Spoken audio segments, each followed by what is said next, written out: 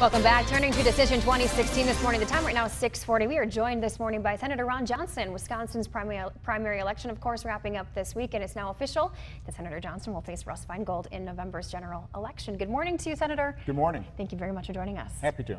Well, this, of course, is a very familiar race for you. You faced Russ Feingold again. Kind of talk with me a little bit about what your expectations are this time around. Well, it's really a very clear choice again. You have Senator Feingold's a career politician that, honestly doesn't have a whole lot to show for 34 years in politics. I mean, literally point to what he ever accomplished in 34 years versus myself. I have a manufacturing background, more than 30 years, and I took that lifetime of experience solving problems to Washington, D.C. in a very short period of time. I became chairman of the Senate Committee on Homeland Security, Government Affairs, and I'm getting real results. It's not widely reported, but because I've taken that outsider approach of trying to find areas of agreement to solve problems, to make government a little more efficient, a little more effective, a little more accountable, we've actually reported out 83 pieces of legislation on my committee. 27 of them have now been signed into law. That's getting real results. I bet you didn't know that. So again, it's just taking that outsider perspective, not being partisan, not trying to exploit political differences, but really working hard, trying to find areas of agreement to solve problems. And I've got a good track record on it. So again, pretty stark difference. Career politician versus somebody who's actually gotten real results with a manufacturing background. Let's touch a little bit on manufacturing. We've kind of got a tale of two tales here in the Fox Valley. We've recently learned Manitowoc Company losing nearly 530 jobs. That's a big hit, a big loss for that community.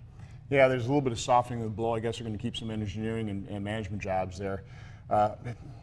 It's also, what also softens the blow is there's not one manufacturing company I've gone to in Wisconsin that can find enough workers. So there are a lot of jobs out there in manufacturing, and by the way, there are a lot of good careers in manufacturing. You don't necessarily have to have a college education. You can go into manufacturing. A lot of manufacturers actually pay for your education. You don't necessarily have to go into debt. So hopefully we'll do everything we can using our Senate office to make sure that those companies are finding workers to connect with the people who've lost their jobs in Manitowoc. Have you spoke with the folks down in Manitowoc about that? Haven't yet, but we will. No, I mean, we'll reach out and do everything we can to cooperate and try and make those connections. Just like I'm doing in the inner city of Milwaukee with our Joseph project, where you've got 4,000 jobs in the Sheboygan economic area, and they're unfilled, and so we've used an inner city church in Milwaukee.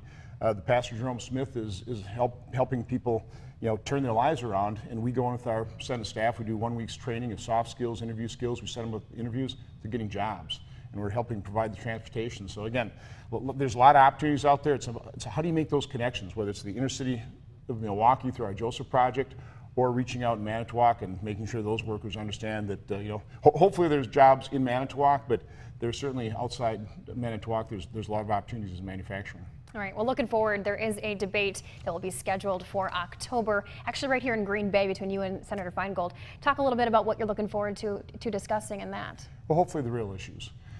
We have so many challenges, enormous challenges facing this nation. Our debt and deficit, national security, homeland security. I mean, ISIS is a real and growing threat, and what I continue to point out is the number one component of a solution is economic growth.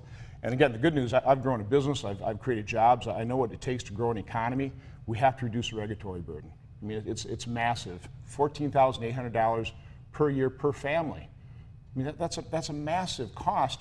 And I guess I ask the listeners, would you rather have that $14,800 feeding big government, or in your paycheck providing for your family? We have to have a competitive tax code, and we all want a clean environment, but we also need to keep energy prices low so we can compete globally. So again, I've got that manufacturing background. I've grown a business, know how to grow an economy, and that's the number one component of the solution. My opponent, he knows how to grow government. That's about it. He knows how to grow government, knows how to tax, knows how to mortgage our kids' future. So it's a pretty clear choice. All right, well, thank you for your time this morning, Senator. We do appreciate it. Again, more online on the election and whatnot. We thank you for your time. Thanks. All right, we'll be right back with more.